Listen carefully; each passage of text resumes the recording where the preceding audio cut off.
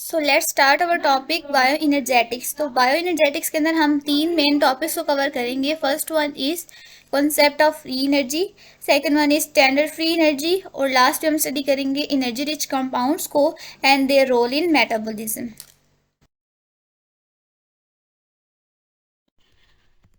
Living cells के अंदर lifetime में डिफरेंट केमिकल प्रोसेसेस हो रहे होते हैं और उन केमिकल प्रोसेसेस के नतीजे में हमें मिल रही होती है एनर्जी, यानी कि लिविंग सेल्स के अंदर एनर्जी ट्रांसडक्शंस अकर हो रही होती हैं।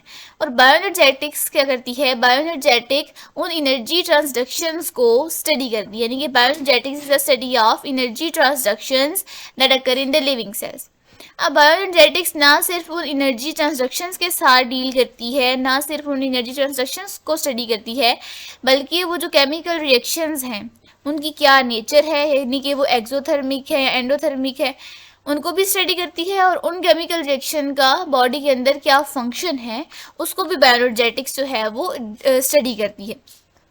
अब नेक्स्ट है कि ये जो एनर्जी ट्रांसडक्शंस हो रही होती हैं ये किसी ना किसी लॉ को ओबे करती हैं कि नहीं। तो जो बायोलॉजिकल एनर्जी ट्रांसडक्शंस हैं वो लॉज ऑफ थर्मोडायनेमिक्स को ओबे करती हैं, ठीक है। और क्या है कि बायोएनर्जेटिक्स जो है वो केमिकल रिएक्शन जो हो रहे हैं जिनके नीचे में हमारे पास एनर्जी बन रही है उनकी सिर्फ और सिर्फ इनिशियल और फाइनल स्टेज के साथ डील करते हैं, यानी कि एक रिएक्शन कितने टाइम पे हो रहा है, रेट ऑफ रिएक्शन क्या है, उसके साथ डील नहीं करती। It deals only with the initial and the final stage of the reaction, not with the time. Next है हमारे पास कॉन्सेप्ट ऑफ फ्री एनर्जी। तो ये जो फ्री एनर्जी होती है इसको हम गिव्स फ्री एनर्जी भी कहते हैं। अब फ्री एनर्जी क्या होती है, एक केमिकल रिएक्शन के अंदर वो अमाउंट ऑफ एनर्जी जो कि वर्क डन करवाने की कैपेबिलिटी रखती है उसको हम कहते हैं फ्री एनर्जी, ठीक है। लेकिन उस रिएक्शन के अंदर रिस्ट्रिक्शंस ये होंगी कि वो रिएक्शन कांस्टेंट टेम्परेचर और प्रेशर पर परफॉर्म होना चाहिए, ठीक है। ऐसा रिएक्शन जो कि कांस्टेंट टेम्परेचर और प्रेशर पर परफॉर्म हो रहा है उस रिएक्शन के अंदर वो अमाउंट ऑफ एनर्जी जो कि वर्क डन करवाने की कैपेबिलिटी रखती है उसको हम कहेंगे फ्री एनर्जी। ओके अब रिएक्शंस तो दो तरह के होते हैं, एक होता है हमारे पास एक्सोथर्मिक या एक्सर्गोनिक और दूसरा हमारे पास होता है एंडरगोनिक और हम इसको एंडोथर्मिक रिएक्शन भी कहते हैं, ठीक है। अब इन दोनों रिएक्शंस को हम डिफरेंट नोटेशंस के साथ जो है वो लिखेंगे, यानी कि फ्री एनर्जी जो है वो एक्सोथर्मिक के केस में होगी हमारे पास नेगेटिव वैल्यू के साथ लिखेंगे उसको, और एंडोथर्मिक के केस में हम फ्री एनर्जी को पॉजिटिव साइन के साथ हम उसको लिखेंगे, शो करेंगे। देखेंगे कि फ्री एनर्जी को किसी भी रिएक्शन के अंदर हम कैसे डिटरमाइन कर सकते हैं, यानी कि एक रिएक्शन है उसके अंदर कितनी फ्री एनर्जी हमारे पास मौजूद है उसको हम कैसे डिटरमाइन करेंगे। तो उसको डिटरमाइन करने के लिए एक इक्वेशन है, यानी कि एक फार्मूला आप कह लें फ्री एनर्जी का। वो क्या है कि del G is equals to del H minus T del S, जिसके अंदर जो डेल जी है वो शो कर रहा है change in gives free energy, del H हमारे पास शो करता है change in enthalpy of the system, T show करता है एब्सोल्यूट टेम्परेचर को, और जो डेल एस है वो शो करता है change in entropy of the system को। अब बात आती है कि ये जो एंथैल्पी और एंट्रोपी है ये क्या होते हैं। तो एंथैल्पी किसी भी रिएक्शन के अंदर उसका टोटल हीट कंटेंट है, यानी कि enthalpy is the total heat content of the reaction, whereas entropy is the randomness और डिसऑर्डरनेस ऑफ द रिएक्शन, यानी कि एक रिएक्शन के अंदर टोटल हीट कंटेंट को हम कहते हैं इंथाल्पी, और जो उसके अंदर रेंडमनेस प्रेजेंट होती है या डिसऑर्डरनेस रिएक्शन के अंदर प्रेजेंट होती है उसको हम कहते हैं इंट्रोपी। और अगर हमें इंथाल्पी, इंट्रोपी और टेम्परेचर पता हो तो हम फ्री एनर्जी किसी भी रिएक्शन की डिटरमाइन कर सकते हैं, फाइंड आउट कर सकते हैं। हम देखेंगे कि ये जो हमारे पास फ्री एनर्जी है इसकी डिपेंडेंस क्या है, यानी कि ये जो फ्री एनर्जी है ये किन चीज़ों पे, किन पैरामीटर्स पे डिपेंड करती है।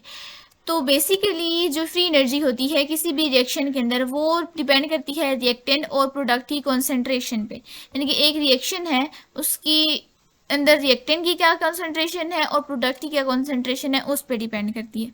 अब एक रिएक्शन यहाँ दिया गया है A plus B that gave us C plus D products। तो अब इस रिएक्शन का और फ्री एनर्जी का रिलेशनशिप यहाँ पे मेंशन है। तो इसको देखते हुए हम अंदाज़ा लगाते हैं कि आया कि एनर्जी और जो प्रोडक्ट हैं उनके दरमियान डायरेक्ट रिलेशनशिप है या इनवर्स रिलेशनशिप है। तो यहाँ पे क्लियरली ये देखा जा सकता है कि ये जो सी और डी प्रोडक्ट्स हैं और ये जो फ्री एनर्जी है इनके दरमियान डायरेक्ट रिलेशनशिप शो हो रहा है। ठीक है, यानी कि अगर हमारे पास ये रिएक्शन है, ठीक है, और हमारे पास नंबर ऑफ प्रोडक्ट्स जो हैं वो ज़्यादा प्रोड्यूस हुई हैं, ठीक है, यानी कि सी और डी की कॉन्सेंट्रेशन जो है वो ज़्यादा है हमारे पास। तो इसका क्या मतलब है, उस रिएक्शन के अंदर ज़्यादा amount of free energy present थी।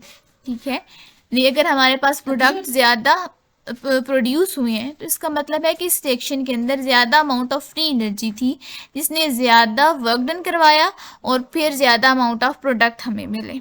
ठीक, तो हम ये कह सकते हैं कि सिंपली कि फ्री एनर्जी और जो नंबर ऑफ प्रोडक्ट हैं उनका आपस में डायरेक्ट रिलेशनशिप है और रिएक्टेंट के साथ जो फ्री एनर्जी है उसका इनवर्स रिलेशनशिप है। दूसरी बात ये कि एक रिएक्शन जो है वो प्रोसीड होता है तो वो कोई भी पाथवे ले सकता है। मींस कि यहाँ पे तो फॉरवर्ड रिएक्शन शो किया जा रहा है। ठीक है, तो रिएक्शन जो है वो फॉरवर्ड में भी मूव कर सकता है और रिवर्स में भी मूव कर सकता है, यानी कि उसके डिफरेंट जो है वो पाथवेज हो सकते हैं। तो फ्री एनर्जी जो है वो पाथवे पे डिपेंड नहीं करती, it is independent of the pathway. कोई भी पाथवे हम ले लें उसकी फ्री एनर्जी पर कोई इफेक्ट नहीं होगा। It only depends on the nature and concentration of the reactants and the products. Third number पे जो है हम इंजाइम्स को कोट करते हैं कि इंजाइम्स की जो है उसका क्या इफेक्ट है, उसकी नेचर का या उसकी प्रेजेंस का क्या इफेक्ट है हमारे पास फ्री एनर्जी पे। ठीक है, डेल जी पे। तो इंजाइम जो है वो बेसिकली इक्विलिब्रियम कांस्टेंट को यानी फ्री एनर्जी वगैरह को डिस्टर्ब नहीं करते। ठीक है, इंजाइम हमें पता है कि क्या करते हैं, सिर्फ वो करते हैं स्पीड अप करते हैं, इंक्रीज करते हैं जो है वो केमिकल रिएक्शन के रेट को। यानी कि फॉर एग्जांपल एक रिएक्शन है, इसी रिएक्शन को अगर हम ले लें यानी कि A+B that give us C+D, अगर एक रिएक्शन है ये 10 मिनट्स के अंदर हो रहा है। ठीक है, तो इंजाइम ऐड करने से हो सकता है कि ये 5 मिनट के अंदर हो जाए, यानी कि रेट ऑफ रिएक्शन जो है वो उसका बढ़ गया, यानी कि अब जल्दी कम टाइम के अंदर वो रिएक्शन प्रोसीड हो रहा है, लेकिन उसका केमिकल इक्विलिब्रियम पर कोई इफेक्ट नहीं होगा। ठीक है, तो ये 3 पॉइंट थे उसकी डेल जी के डिपेंडेंस के। ठीक, लास्ट में हम देख लेते हैं कि फ्री एनर्जी की यूनिट्स क्या है, यानी कि अगर हमें फ्री एनर्जी मालूम हो गई है तो किन यूनिट्स के अंदर हम ये करेंगे। तो उसके लिए 2 यूनिट्स इस्तेमाल होते हैं, जूल्स पर मोल या कैलोरीज पर मोल। ठीक है, तो फ्री एनर्जी चेंज के बारे में तो हमने स्टडी कर लिया। अब हम देखेंगे कि स्टैंडर्ड फ्री एनर्जी और स्टैंडर्ड फ्री एनर्जी चेंज क्या होता है। ठीक है, तो स्टैंडर्ड फ्री एनर्जी को हम रिप्रेजेंट करते हैं डेल जी नॉट से। स्टैंडर्ड फ्री एनर्जी और जो फ्री एनर्जी है वो सेम ही होती है, इक्वल होती हैं, लेकिन इक्वल होती हैं कुछ स्टैंडर्ड कंडीशंस पे। ठीक है, और वो स्टैंडर्ड कंडीशंस कौन सी हैं, यानी कि हमने रिएक्टेंट और जब हम रिएक्टेंट और प्रोडक्ट की कॉन्सेंट्रेशन 1 मोल रखेंगे या फिर हम उस रिएक्शन की जो पीएच है उसको 7 कर दें, तो तब क्या होता है कि जो हमारे पास फ्री एनर्जी है और जो स्टैंडर्ड फ्री एनर्जी चेंज है वो एक दूसरे के इक्वल हो जाते हैं।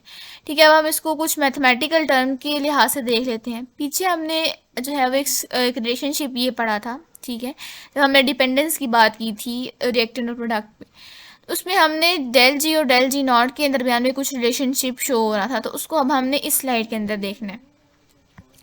बात की है हमने ऊपर के स्टैंडर्ड कंडीशन रखनी है, यानी कि जो प्रोडक्ट है उनकी कॉन्सेंट्रेशन हमने 1 मोल रखनी है, जो रिएक्टेंट है उनकी कॉन्सेंट्रेशन भी हमने 1 मोल रखनी है। तो 1 और 1 ये फैक्टर बन जाएगा हमारे पास 1।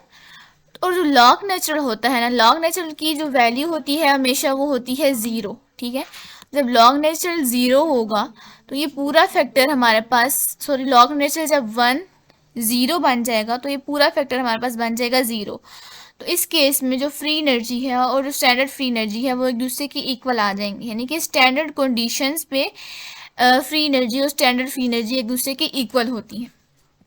अब जिस तरह हमने फ्री एनर्जी की बात की थी कि पॉजिटिव और नेगेटिव कब होगी, हाँ, वैसे ही हम स्टैंडर्ड फ्री एनर्जी को देखेंगे कि जब एक्सोथर्मिक रिएक्शन होता है तो जो स्टैंडर्ड फ्री एनर्जी चेंज है वो नेगेटिव होता है, और जब हमारे पास एंडोथर्मिक रिएक्शन होता है तो फ्री एनर्जी की तरह ही जो स्टैंडर्ड फ्री एनर्जी है उसकी वैल्यू हमारे पास होती है पॉजिटिव में।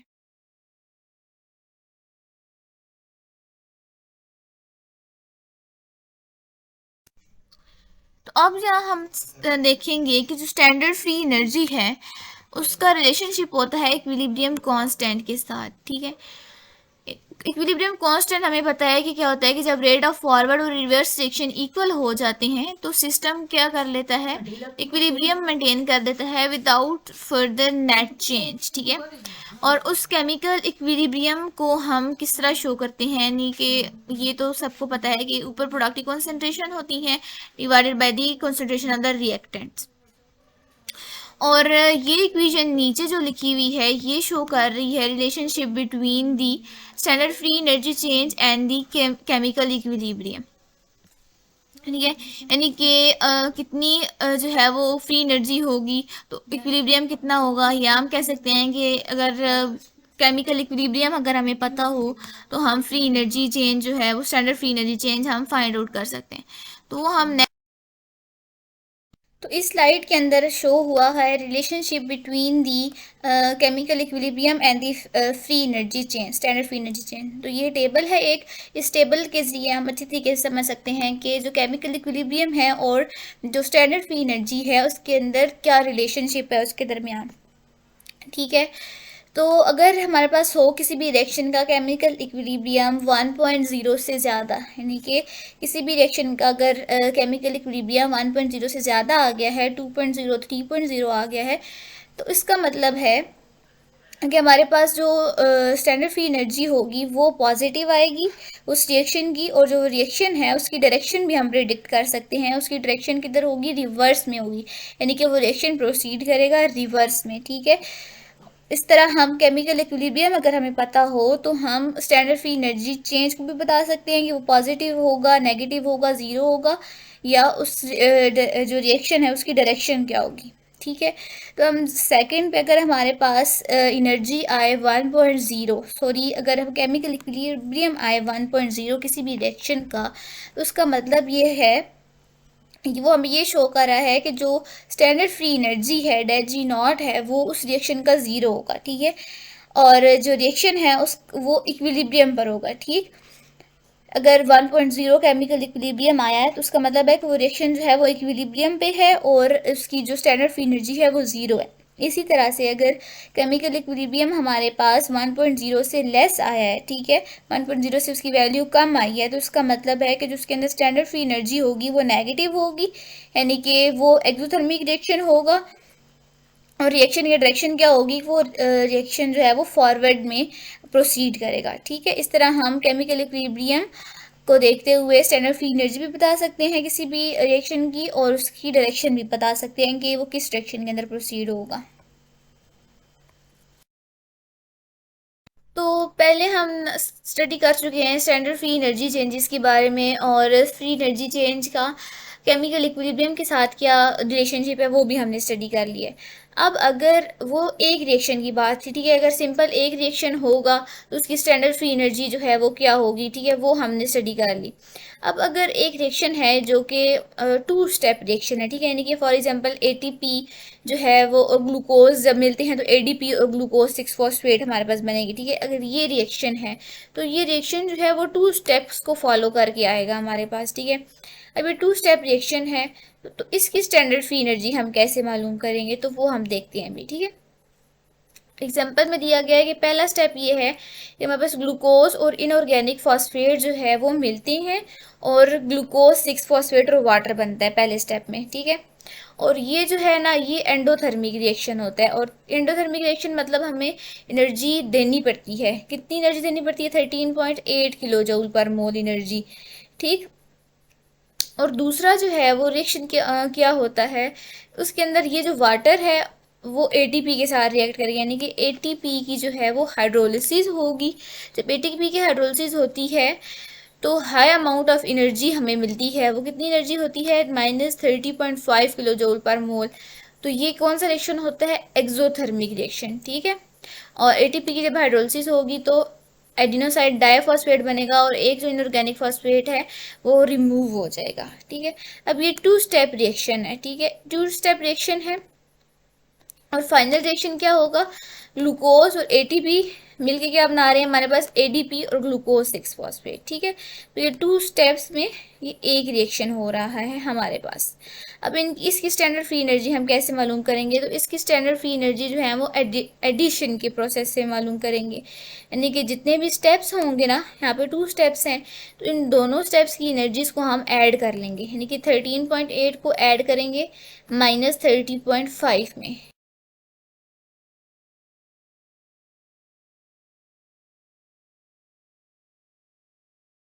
तो जब 13.8 को ऐड करेंगे हम -30.5 से, तो हमारे पास क्या स्टैंडर्ड फ्री एनर्जी की वैल्यू आएगी, हमारे पास आएगी -16.7 किलो जूल पर मोल। यानी कि जो टोटल रिएक्शन था उसकी स्टैंडर्ड फ्री एनर्जी कितनी आ गई, -16.7 किलो जूल पर मोल। अब उस 2 स्टेप्स को फॉलो करके जो मेन रिएक्शन था उसकी net standard free energy minus में आई है। मतलब कि जो ओवरऑल रिएक्शन है हमारे पास वो एक्सरगोनिक यानी कि एक्सोथर्मिक रिएक्शन है।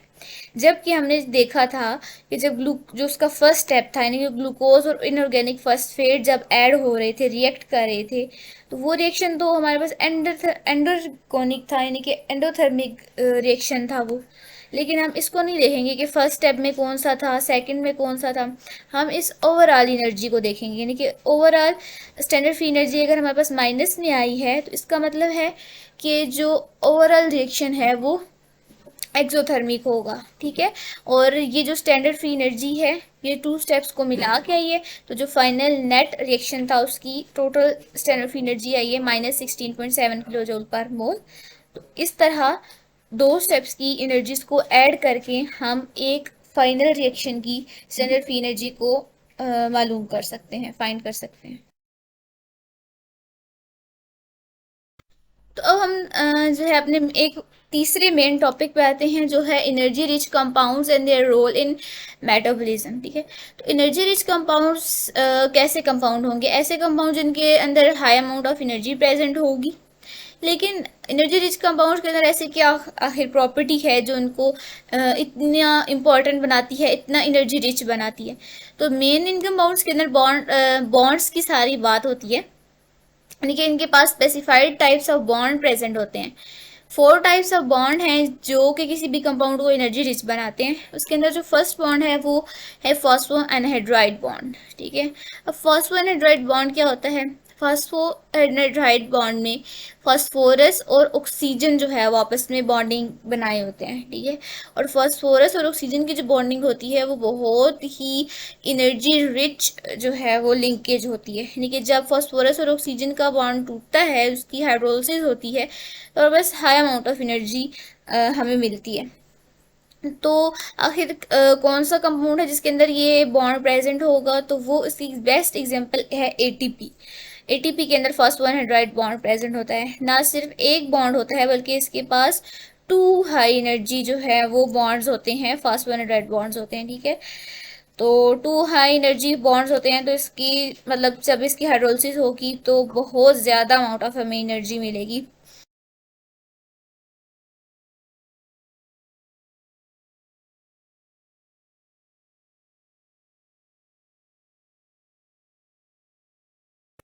तो ये हमारे पास है एक पिक्चर जिसमें हमें बताया गया है हाइड्रोलिसिस ऑफ एटीपी के बारे में। ठीक है, जैसे मैंने बताया कि जब एटीपी की हाइड्रोलिसिस होगी तो हमारे पास हाई अमाउंट ऑफ एनर्जी मिलेगी। ठीक है, तो ये सारा जो है फर्स्ट पे ये है एटीपी का मॉलिक्यूल, एडिनोसाइन ट्राइफॉस्फेट का मॉलिक्यूल। तो अब इस मॉलिक्यूल को हम देखते हैं कि इसके अंदर फॉस्फोएनहाइड्राइड बॉन्ड कहाँ पे प्रेजेंट है, और इसकी हाइड्रोलिसिस को देखते हैं कि जब वाटर ऐड होगा तो किस तरह एनर्जी मिलेगी हमें। तो पहले तो इस एटीपी के मॉलिक्यूल को देखते हैं। तो इसके अंदर एक फास्फोरस ऑक्सीजन बॉन्ड है, ये सेकेंड फास्फोरस ऑक्सीजन बॉन्ड है, और ये थर्ड फास्फोरस ऑक्सीजन बॉन्ड है। लेकिन हमने तो कहा कि यहाँ पे 2 हाई एनर्जी बॉन्ड्स हैं, तो ये कैसे, तो ये इस तरह के ये जो थर्ड फास्फोरस और ऑक्सीजन का बॉन्ड है, इसने आगे से बॉन्डिंग बनाई हुई है इस राइबोस शुगर के साथ। तो ये क्या होता है, ये फिर फॉस्फोएनहाइड्राइड बॉन्ड नहीं रहता। ठीक है, तो फॉस्फोएनहाइड्राइड बॉन्ड हमारे पास 2 ही हैं इस एटीपी में, ये वाले। जब यहाँ पे इनकी हाइड्रोलिसिस होगी तो हमारे पास high amount of energy liberate होगी। तो वाटर का मॉलिक्यूल जब ऐड होगा, यानी कि जब वाटर ऐड होगा तो वो अटैक करेगा इस जगह पे, ठीक है। जब यहाँ पे अटैक करेगा वाटर का मॉलिक्यूल, यहाँ पे अटैक करेगा तो क्या होगा कि ये जो फास्फोरस है ये होगा हमारे पास पॉजिटिव, ठीक है। तो इस फास्फोरस पॉजिटिव के साथ ना वाटर का OH नेगेटिव पोर्शन अटैच हो जाएगा, ठीक है। यानी कि यहाँ पे जब यहाँ पे इस जगह पे अटैक करेगा वाटर तो फास्फोरस के साथ अटैच हो जाएगा OH नेगेटिव, ठीक है। और वाटर का जो H पॉजिटिव आइन है ना वो यहाँ पे साथ लिबरेट हो जाएगा, सही है। ये लिंकेज टूट चुकी है। अब ऑक्सीजन जो है वो इसके साथ बॉन्ड नहीं बना चुका तो ऑक्सीजन के पास क्या आ जाएगा, नेगेटिव, ठीक है। तो अब क्या है कि हमारे पास 2 फास्फोरस रह गए हैं पीछे, पहले 3 थे ना, अब एक इनऑर्गेनिक फास्फेट तो रिमूव हो गया। अब यहाँ पे कितने रह गए हैं, 2 फास्फेट के मॉलिक्यूल्स रह गए हैं। तो अब ये हमारे पास क्या बन गया, एडिनोसाइन डाइफॉस्फेट। अब जैसे ही इसकी हाइड्रोलिसिस होगी और ये इनऑर्गेनिक फास्फेट और ADP बनेगा तो ये रिलीज करेगी हाई अमाउंट ऑफ एनर्जी, जिसको कितनी होगी, -30.5 किलो जूल पर मोल एनर्जी मिलेगी। तो इसका मतलब है कि ये जो ATP का मॉलिक्यूल है ये एनर्जी रिच कंपाउंड था, जिसकी हाइड्रोलिसिस से हमें हाई अमाउंट ऑफ एनर्जी मिलती है। जो एनर्जी रिच बॉन्ड आता है वो आता है हमारे पास इनोल फॉस्फेट बॉन्ड, यानी कि इनोल फॉस्फेट बॉन्ड भी एनर्जी रिच बॉन्ड्स में आता है। और ये बॉन्ड जिसके अंदर, जिस कंपाउंड्स के अंदर होगा वो एनर्जी रिच कंपाउंड होंगे। अब इनोल फॉस्फेट बॉन्ड कैसे बनता है, इनोल और फॉस्फेट मीन्स के इसके पास जो है वो एक इनोल ग्रुप होगा और फॉस्फेट होगा। तो ये बात लिखी हुई है कि when phosphate group is attached to the hydroxyl group which is bonded to carbon with double bond, ठीक है। यानी कि फॉस्फेट ग्रुप किसके साथ अटैच होना चाहिए, हाइड्रोक्सिल ग्रुप के साथ अटैच हो, और वो जो हाइड्रोक्सिल ग्रुप होगा वो आगे से उसने डबल बॉन्ड बनाया हो कार्बन के साथ, ठीक है। ये जनरल जो है वो इनोल फॉस्फेट बॉन्ड है, ठीक है। और ये डिफरेंट कंपाउंड्स के अंदर जो है वो इसकी बॉन्डिंग डिफरेंट हो सकती है, लेकिन मेन क्या हो कि फॉस्फेट ग्रुप ने हाइड्रोक्सिल ग्रुप के साथ बॉन्ड बनाया हो, ठीक है। तो जब इस बॉन्ड की हाइड्रोलिसिस होगी तो क्या होगा, 61 किलो जूल पर मोल एनर्जी हमें मिलेगी, ठीक है। तो ये क्या है, इन रिचेस्ट बॉन्ड है, ठीक है। इन रिचेस्ट बॉन्ड है, एनर्जी रिचेस्ट बॉन्ड है। इसके हाइड्रोलिसिस से 61 किलो जूल पर मोल एनर्जी हमें मिलती है। और ये बॉन्ड किसके अंदर प्रेजेंट होता है, किस कंपाउंड के अंदर ये प्रेजेंट होता है, फॉस्फोइनोल पायरोवेट के अंदर, ठीक है। अब हम फॉस्फोइनोल पायरोवेट को देखते हैं कि फॉस्फोइनोल पायरोवेट क्या होता है। तो फॉस्फोइनोल पायरोवेट, तो अगर हम इसके नेम पर ही फोकस करें, यानी कि फॉस्फेट ग्रुप, इनोल ग्रुप और पायरोवेट मॉलिक्यूल जो है वो अटैच होंगे आपस में। तो ये बात लिखी है कि contains a phosphoester bond that undergoes hydrolysis to yield a enol form of pyruvate, ठीक है। तो क्या है कि ये जब इसकी हाइड्रोलिसिस होती है तो हमें पायरोवेट मिलता है और हाई एनर्जी मिलती है। अब हम इसकी हाइड्रोलिसिस जो है इसकी पिक्चर के अंदर सही,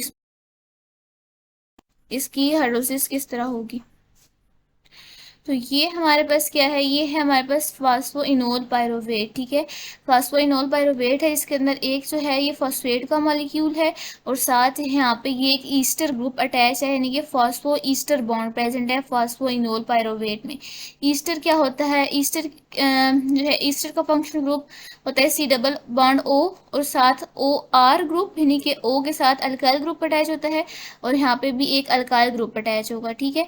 तो यहाँ पे इस फास्फोइनोल पायरोवेट के अंदर ये एक ईस्टर का रोल प्ले कर रहा है, ये जो है ये यहाँ पर ये कंपाउंड ईस्टर का रोल प्ले कर रहा है और इस ईस्टर के साथ फॉस्फेट ग्रुप अटैच है, यानी कि ये फॉस्फो ईस्टर बॉन्ड है।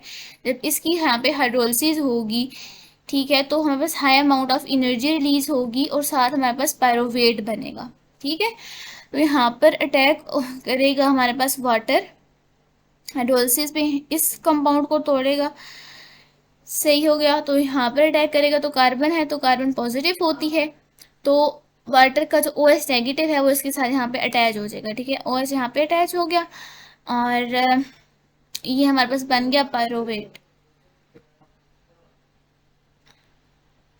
तो ये मेरे पास बन गया पायरोवेट। ठीक है, पायरोवेट की कौन सी फॉर्म बनी, ये इनोल फॉर्म है। ठीक है, और इनोल फॉर्म इसलिए कि कार्बन के साथ यहाँ पे OH नेगेटिव अटैच है और यहाँ पे साथ अल्काइल ग्रुप। ठीक है, और यहाँ पे साथ पायरोवेट की एक कीटो फॉर्म बनती है, यानी कि यह टाटोमराइज्ड हो जाते हैं। इनकी टू जो है वो फॉर्म्स बनती हैं पायरोवेट की, एक इनोल फॉर्म और एक कीटो फॉर्म। इनोल पे तो बताया कि यहाँ पे OH नेगेटिव अटैच हो जाएगा कार्बन के एक टर्मिनल पे, जबकि कीटो फॉर्म में क्या होगा, कीटोनिक ग्रुप यानी कि डबल बॉन्ड O अटैच हो जाएगा इस कार्बन के साथ। ठीक है, एक कीटो ग्रुप बन गया और एक इनोल फॉर्म बन गई। जब किसकी हाइड्रोलिसिस हुई, फास्फोइनोल पायरोवेट की।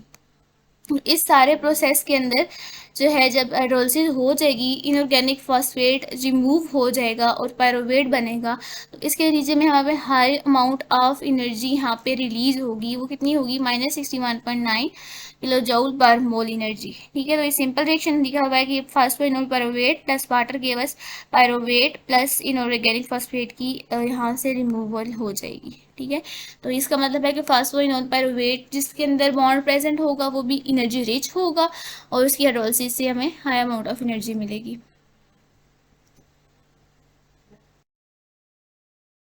नेक्स्ट है हमारे पास ग्वानिडीन फॉस्फेट बॉन्ड। थर्ड जो टाइप ऑफ बॉन्ड है जो कि एनर्जी रिच कंपाउंड से कंट्रीब्यूशन में हेल्प करता है। तो ग्वानिडीन फॉस्फेट बॉन्ड किस तरह बनेगा, ग्वानिडीन फॉस्फेट बॉन्ड के अंदर एक ग्वानिडीन जो है वो उसके साथ अटैच होगा फॉस्फेट ग्रुप, यानी कि फॉस्फेट ग्रुप जो है वो अटैच होगा ग्वानिडीन ग्रुप के साथ। ओके, और जब इस ग्वानिडीन बॉन्ड की हाइड्रोलिसिस होगी हमें हाई अमाउंट ऑफ एनर्जी मिलेगी, तकरीबन 43 किलो जूल पर मोल जो है वो एनर्जी होती है जब ये ग्वानिडीन फॉस्फेट बॉन्ड जो है हाइड्रोलाइज होता है। तो ये देख लेते हैं कि ग्वानिडीन फॉस्फेट बॉन्ड किसके अंदर प्रेजेंट होगा। तो इसकी बेस्ट एग्जांपल है फॉस्फोक्रेटीन। ठीक है, तो फॉस्फोक्रेटीन के अंदर क्या होता है कि फॉस्फोकेरेटीन के अंदर फॉस्फोरस और नाइट्रोजन, ठीक है, यानी कि ग्वानिडीन बॉन्ड है ना, तो फॉस्फोरस और नाइट्रोजन का बॉन्ड होता है। ठीक है, फॉस्फोकेरेटीन में, और जब ये हाइड्रोलाइज होता है तो इसके नतीजे में हमें high amount of hydrolysis of phosphocreatine है। तो ये हमारे पास से पूरा ग्रुप फॉस्फोकेरेटीन। ठीक है, यानी कि यहाँ पे एक फॉस्फेट ग्रुप अटैच है और यहाँ पे एक जो है वो ग्वानिडीन ग्रुप आप कह लें, या फॉस्फोरस के साथ जो है वो नाइट्रोजन कह लें, PN बॉन्ड जो होता है वो प्रेजेंट है फॉस्फोकेरेटीन में। ठीक है, अब इस PN बॉन्ड पे यहाँ पे हाइड्रोलिसिस होगी, इधर ब्रेक डाउन होगी। जब यहाँ पे ब्रेक डाउन होगी वाटर का मॉलिक्यूल अटैच होगा इधर, तो वाटर के जो H पॉजिटिव है वो अटैच हो जाएगा ये इधर, यानी कि NH के साथ अटैच हो जाएगा। ठीक है, और फास्फोरस जैसे कि पॉजिटिव ग्रुप बन जाएगा, फास्फोरस के ऊपर पॉजिटिव चार्ज आ जाएगा, तो जो वाटर का OH नेगेटिव है, ठीक है, वाटर का OH नेगेटिव जो है इस फास्फोरस के साथ अटैच हो जाएगा, तो ये पूरा इनऑर्गेनिक फॉस्फेट बन जाएगा। इनऑर्गेनिक फॉस्फेट यहाँ से रिमूव हो जाएगा। ठीक है, और पीछे हमारे पास क्या बन जाएगा, यहाँ पे NH के साथ एक और हाइड्रोजन अटैच होगा ना वाटर का, तो ये हमारे पास एक क्रेटीन का मॉलिक्यूल बन गया। ठीक है, यानी कि एक क्रेटीन हमारे पास आ गई। तो ये हाइड्रोलिसिस होगी फास्फोकेरेटीन की। ठीक है, जब यहाँ पे हाइड्रोलिसिस होगी ना, जब ये बॉन्ड ब्रेक होगा तो हमारे पास -43 किलो जूल पर मोल ऑफ एनर्जी रिलीज होगी। ठीक है, तो जब ये इतनी अमाउंट ऑफ एनर्जी रिलीज होती है इस बॉन्ड की हाइड्रोलिसिस से, इसलिए हम इसको कहते हैं कि ये एनर्जी रिच कंपाउंड है। ठीक है, और एक और बात यहाँ पे, इस जो है करेटीन की रेजोनेंस जो है वो हमें मिलती है, यानी कि ये जो क्रेटीन मॉलिक्यूल है वो रेजोनेंस शो करता है। रेजोनेंस इस तरह शो करता है कि जो इसका एक हमें डबल बॉन्ड है ना, तो ये इसके जो इलेक्ट्रॉन होंगे वो इधर भी रिवॉल्व कर रहे होंगे, कभी इस मॉलिक्यूल के ऊपर, सॉरी इस जो है ग्रुप के ऊपर चले जाएंगे, और कभी इसके जो है वो इलेक्ट्रॉन इस ग्रुप के ऊपर जो है, यानी कि यहाँ पे रेजोनेंस शो हो रही है, यानी कि ये दो आपस में यहाँ पे इलेक्ट्रॉन रोटेट करते रहेंगे, मूव करते रहेंगे, और यहाँ पे N के ऊपर भी। तो ये इस तरह यहाँ पे रेजोनेंस इस्टेब्लिश हो जाएगी इस जगह पे। ठीक है, इसलिए यहाँ पे लिखा हुआ है कि क्रेटीन मॉलिक्यूल की आगे यहाँ पे रेजोनेंस स्टेबलाइजेशन हो जाएगी। ठीक है, यानी क्रेटीन मॉलिक्यूल रेजोनेंस की वजह से बहुत स्टेबल हो जाएगा। जैसे कि बेंजीन है, बेंजीन के अंदर भी रेजोनेंस होती है ना, तो वो हम उसको मोस्ट स्टेबल जो है कंपाउंड कहते हैं बेंजीन को। तो इसी तरह क्रेटीन के अंदर जब रेजोनेंस होगी तो इसको भी हम स्टेबल कहेंगे। ठीक,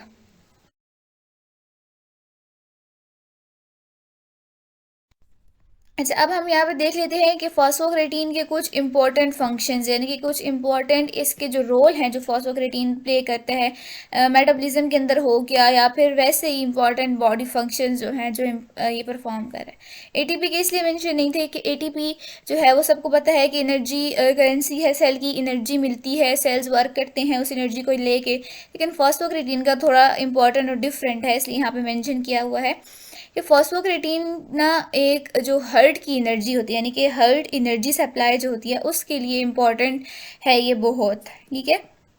यानी कि it is a crucial part of the energy transport system ensuring the heart's energy supply meets its dynamic demands, यानी कि जो हर्ट को एनर्जी चाहिए होती है वो फॉस्फोक्रेटीन उसको प्रोवाइड करता है, ठीक है। हार्ट की कब एनर्जी चाहिए होगी, जब वो मायोकार्डियम कॉन्ट्रैक्शन करेगा, ठीक है, यानी कि जब वो कॉन्ट्रैक्ट और रिलैक्सेशन होगा, मायोकार्डियम की कॉन्ट्रैक्शन होगी, तो क्या करेगा कि जो फॉस्फोक्रेटीन है ये एटीपी को इंश्योर करेगा कि एटीपी जो एनर्जी है वो जो मायोफिब्रिल्स हैं वहाँ पर अवेलेबल हो, ठीक है। यानी कि मायोफिब्रिल केराटिन काइनेज तक एटीपी की एनर्जी अवेलेबल कौन करवाएगा, जो फॉस्फोक्रेटीन है वो, ठीक है। और मायोकार्डियम कॉन्ट्रैक्शन जो होंगी वो अच्छे तरीके से होंगी, बेहतर तरीके से होंगी। इसका मतलब ये है कि जब फॉस्फोक्रेटीन ही नहीं होगा तो एटीपी एनर्जी अवेलेबल नहीं होगी हार्ट के लिए, तो क्या होगा कि हार्ट जो है वो मायोकार्डियम कॉन्ट्रैक्शन जो है वो रिड्यूस हो जाएंगी, ठीक है। यानी कि हार्ट की जो एक्टिविटी है वो रिड्यूस हो जाएगी और हार्ट फेलियर के चांसेस हो जाते हैं जब फॉस्फोक्रेटीन जो है वो अच्छे तरीके से ना मिले हार्ट को। तो थर्ड पॉइंट ये मेंशन है कि in chronic heart failure and acute ischaemia BCR loss and reduced activity occur, ठीक है। अब नेक्स्ट ये है कि जब पीसीआर जो है जब उसकी डिमांड सही हार्ट तक ना हो और हार्ट तक सही एनर्जी ना पहुंचे तो क्रोनिक हार्ट फेलियर होता है। और इसका एक ये भी हो सकता है कि मतलब अगर हम पीसीआर के सप्लीमेंट्स दें, यानी कि पीसीआर फॉस्फोक्रेटीन के सप्लीमेंट्स दें, हाई एनर्जी जो है वो हार्ट को मिले और हार्ट जो है वो दोबारा से सही फंक्शन करने लग पड़े, तो इस तरह का कुछ सिस्टम हो सकता है। तो हम देखते हैं कि therefore PCR supplementation may be beneficial for patients with acute and chronic myocardial ischemia injuries, लेकिन क्योंकि जब हम पीसीआर देंगे, जब हम जो है फॉस्फोक्रेटीन के जो है सप्लीमेंट्स देंगे तो एनर्जी जो है हमें हार्ट तक अवेलेबल होगी और हार्ट जो है अच्छी तरीके से फंक्शन करेगा, ठीक है।